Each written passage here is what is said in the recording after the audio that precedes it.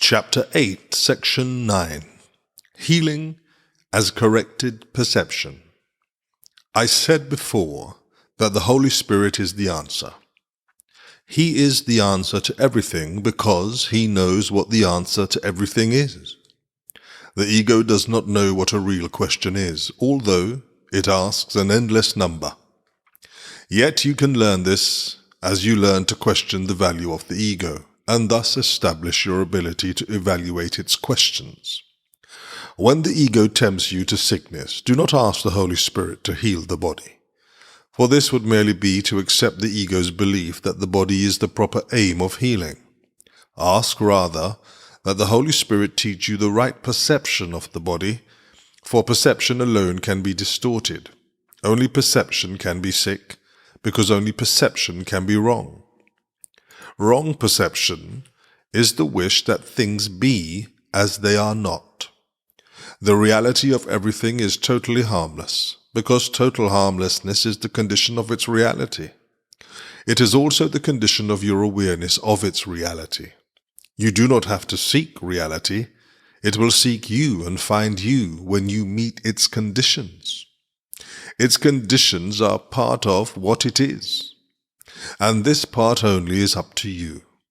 The rest is of itself. You need do so little, because your little part is so powerful that it will bring the whole to you. Accept then your little part, and let the whole be yours. Wholeness heals because it is of the mind. All forms of sickness, even unto death, are physical expressions of the fear of awakening. They are attempts to reinforce sleeping out of fear of waking. This is a pathetic way of trying not to see by rendering the faculties for seeing ineffectual. Rest in peace is a blessing for the living, not the dead, because rest comes from waking, not sleeping. Sleep is withdrawing, waking is joining. Dreams are illusions of joining, because they reflect the ego's distorted notions about what joining is. Yet the Holy Spirit, too, has use for sleep, and can use dreams on behalf of waking if you will let him. How you wake is the sign of how you have used sleep. To whom did you give it? Under which teacher did you place it? Whenever you wake dispiritedly, it was not given to the Holy Spirit. Only when you awaken joyously have you utilized sleep according to his purpose. You can indeed be drugged by sleep if you have misused it on behalf of sickness. Sleep is no more a form of death than death is a form of unconsciousness.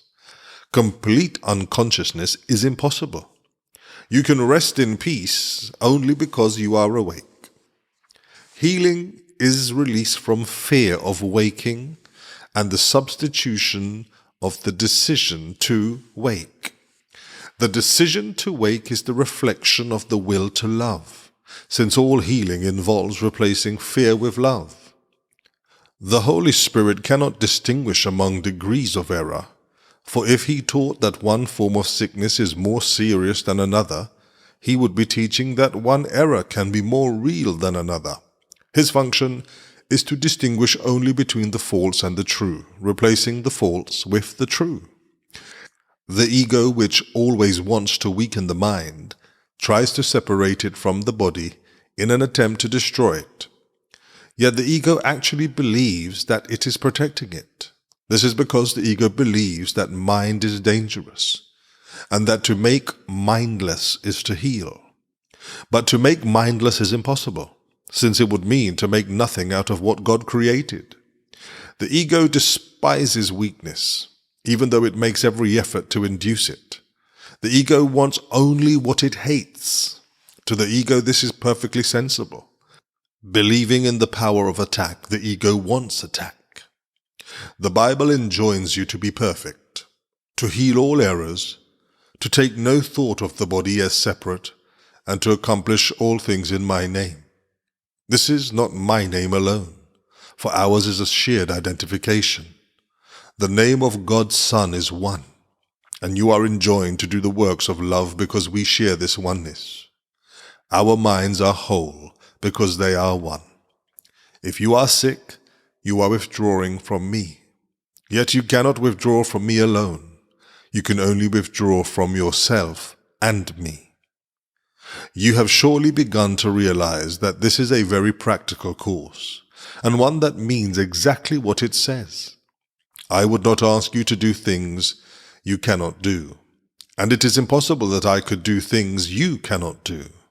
Given this, and given this quite literally, nothing can prevent you from doing exactly what I ask, and everything argues for your doing it. I give you no limits because God lays none upon you. When you limit yourself, we are not of one mind, and that is sickness. Yet sickness is not of the body, but of the mind. All forms of sickness are signs that the mind is split and does not accept a unified purpose. The unification of purpose, then, is the Holy Spirit's only way of healing.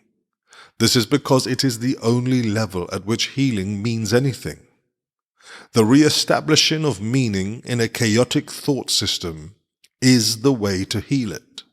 Your task is only to meet the conditions for meaning, since meaning itself is of God. Yet your return to meaning is essential to His, because your meaning is part of His. Your healing then is part of His health, since it is part of His wholeness. He cannot lose this, but you can not know it. Yet it is still His will for you, and His will must stand forever and in all things.